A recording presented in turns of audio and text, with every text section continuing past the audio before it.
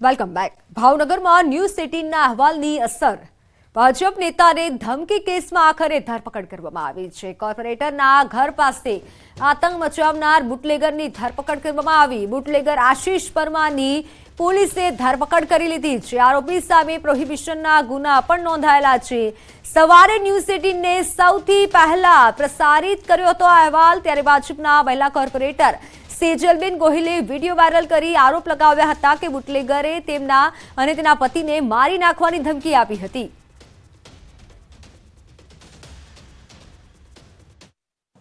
તપાસમાં એ છે કે બંને જે છે એ નજીકમાં જ આ જે છે મિલની ચાલી જે છે તેમાં નજીકમાં જ રહે છે અને રાતના સમયે બંને વચ્ચે બોલાચાલી થયેલી અને બોલાચાલીને અનુસંધાને જ આ ફરિયાદ દાખલ કરવામાં આવેલી છે.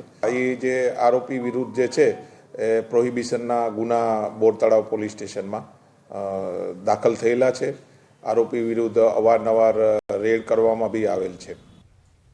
બુટલેગરો બેફામ, કાયદાનો નથી રહ્યો ડર. ભાવનગરમાં બુટલેગરો બેફામ બન્યા છે.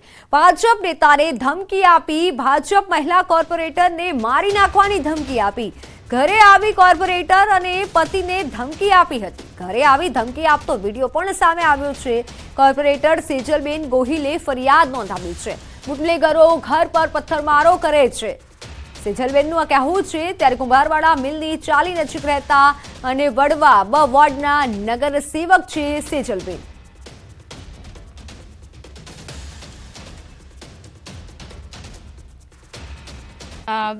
એક વાગ્યામાં એ ભાઈ જે આશીષભાઈ મેઘજીભાઈ પરમાર છે ને એમણે ધમાચકડી બહુ કરી, ખરાબ શબ્દો બોલ્યા અને ઘરે પથ્થરના ઘા આવ્યા ને જોર જોરથી દરવાજા ખખડાયા અને મને જેમ તેમ મારું નામ લઈને ખરાબ શબ્દ કીધા.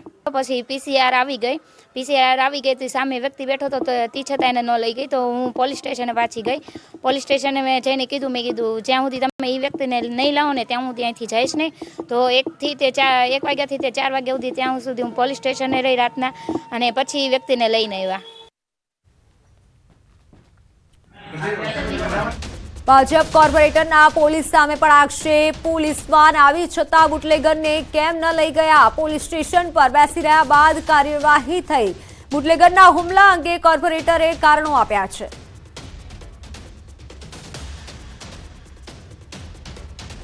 એનું કારણ એવું છે કે એ લોકો બુટલેગરો છે ને દારૂનો ધંધો જુગાર રમાડે છે અને કુટલખાના હાલે છે અને એમાં એ લોકો વ્યક્તિ એમ કહે છે કે તમે અરજી કરીને રેડ પડાવો છો એમ. અને સ્કૂલમાં દુષ્યંત હતું એ સ્કૂલ મેં વ્યવસ્થિત કરાવડાવી. સ્કૂલમાં તાર ફેન્સીને એવી રીતે કરાવ્યું એટલે સ્કૂલમાં કાંઈ થાય નહીં. બાળકો માટે મેં બધું વ્યવસ્થિત કરાવડાવ્યું એટલે એ લોકો મારી ઉપર વધારે ઓલું રાખ્યું છે.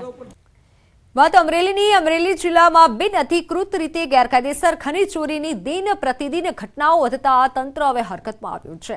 જિલ્લાની સૌથી મોટી શેત્રુંજી નદીમાં ખાણ ખનીજ વિભાગ દ્વારા દરોડા પાડવામાં આવ્યા. દરોડા દરમિયાન 5 ટ્રેક્ટર અને 1 ડમ્પર સહિત અંદાજે 30 લાખનો મુદ્દામાલ શેત્રુંજી નદીના પટમાંથી ખાણ ખનીજ વિભાગે ઝડપ્યો અને સમગ્ર મુદ્દે કાયદેસરની કાર્યવાહી હાથ ધરવામાં આવી છે. આ દરોડાના પગલે ભૂમાફિયાઓમાં ફફડાટ છે.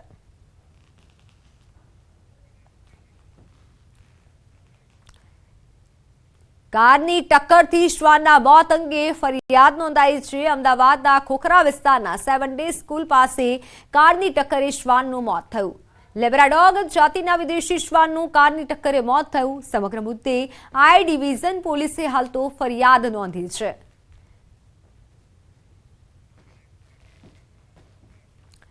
ટ્રક ચાલકોની હડતાલ. માર્કેટયાર્ડમાં પણ અસર પહોંચી છે. ભાવનગર માર્કેટયાર્ડમાં ખેડૂતોનો હલ્લાબોલ. ટ્રક ચાલક હડતાલના પગલે ડુંગળી લાવવા પર બંધી ફરમાવાઈ છે. તો ગઈકાલે ખેડૂતોને ડુંગળી ન લાવવા સૂચના અપાઈ. ડુંગળીની હરાજી બંધ રહેતા ખેડૂતોએ હોબાળો મચાવ્યો. હરાજી શરૂ કરવા ખેડૂતોએ સેક્રેટરીને રજૂઆત કરી.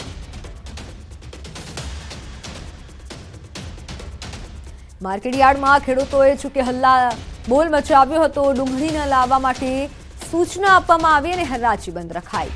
ટ્રક ચાલકોની એક તરફ હડતાલ છે તો માર્કેટયાર્ડમાં પણ તેની અસર પહોંચી છે. શાકભાજીના ભાવ પર પણ તેની અસર પહોંચી છે.